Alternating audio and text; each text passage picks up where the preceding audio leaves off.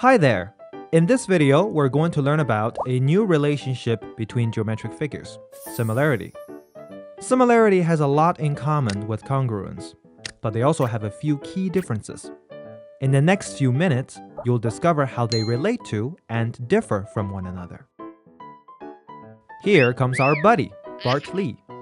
Bart thinks he's the coolest, handsomest boy around. He looks into the mirror and sees the same handsome boy smiling back at him. The Bart in the mirror and the real Bart have the same size and the same looks. They are congruent. Bart also wants the world to know about his good looks.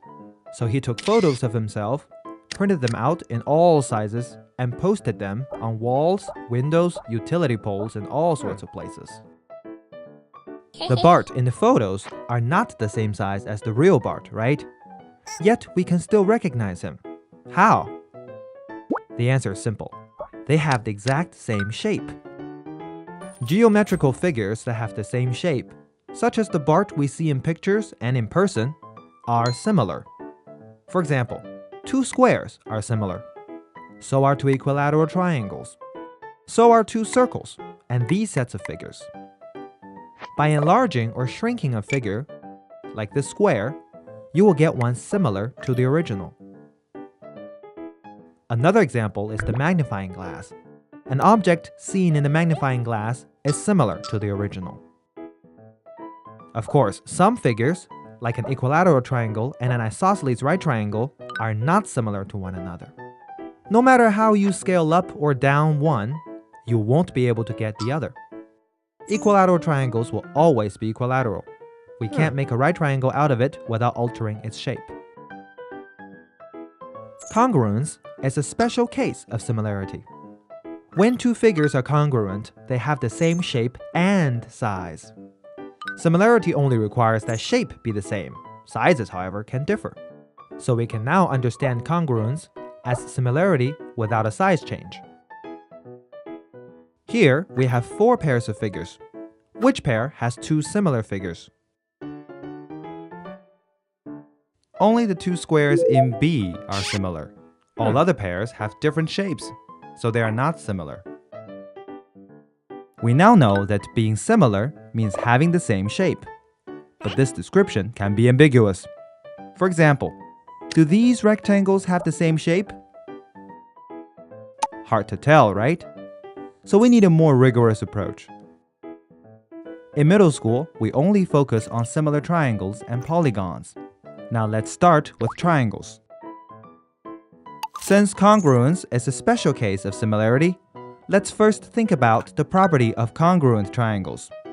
All corresponding angles and sides are congruent. How about similar triangles? Take a look at this pair, for example. It's clear that all the corresponding angles are congruent, because their measurements don't change when you simply scale up the figure. But what about the lengths of corresponding sides? Definitely not the same, right? But are they still related in some ways? To answer this question, let's return to Bart and his photos. Look at this one. Its overall size is only a quarter as big as the real Bart. But how can we recognize it as having the same shape? Because every bit of the Bart image is a quarter the size of the corresponding bit in the real person. The head in the picture is a quarter as big as the real head. Likewise, the body, arms, legs, and so on are also a quarter of their real counterparts. This guarantees that we can recognize the boy and his images as having the same shape. In mathematical language, we say that the corresponding parts are proportional, meaning that their ratio remains the same. For example, the ratio between the head in the picture and the real head is 1 to 4, as is the case for all other corresponding parts. That's what we mean by the two are proportional. For a pair of triangles that are similar, their corresponding sides are indeed related. Their lengths are proportional.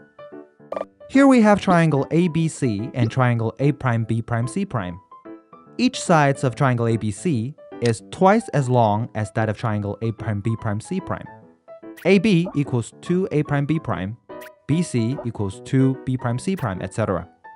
We can also write out the ratio of their lengths, like AB to A prime B prime, BC to B prime C prime, etc. And they all equal to the same number, 2. In this way, the lengths of the corresponding sides of triangle ABC and triangle A prime B prime C prime are proportional. At the same time, their corresponding angles are congruent. Only when both conditions are met can we say these two figures are similar. For triangles, if all 3 pairs of corresponding angles are congruent and the lengths of all 3 pairs of corresponding sides are proportional, then we call them similar triangles, and we use this squiggly sign to connect them. For example, triangle ABC squiggly sign triangle A prime B prime C prime is read as triangle ABC is similar to triangle A prime B prime C prime. Don't forget, just like our convention for congruent triangles, corresponding vertices must be written in the same order. Now that we've learned about similar triangles, what about similar polygons? Their relationship is, well, similar to similar triangles. Say 2 polygons have the same number of sides. If their corresponding angles are all congruent and the lengths of all corresponding sides are proportional, then they're similar. Simple as that. With triangles, as with polygons, the ratio of the lengths of corresponding sides is called the scale ratio. Here are 2 rectangles. Are they similar? Let's check the corresponding angles first. No doubt they're congruent because they're all right angles. What about the sides? AD to EH is 10 to 5 equals 2. AB to EF, 6 to 3, also 2. The rest is obvious. With all corresponding sides proportional and all corresponding angles congruent, the rectangles are definitely similar, with a scale ratio of 2. Now it's your turn. Is this pair of rectangles similar?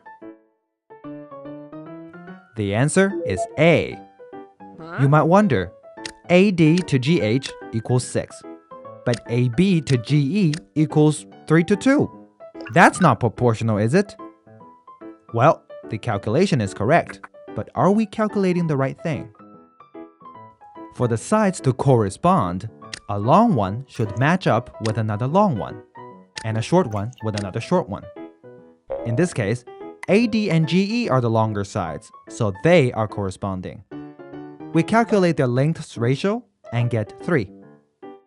AB and EF are both shorter sides, so they are corresponding, and their ratio, also 3.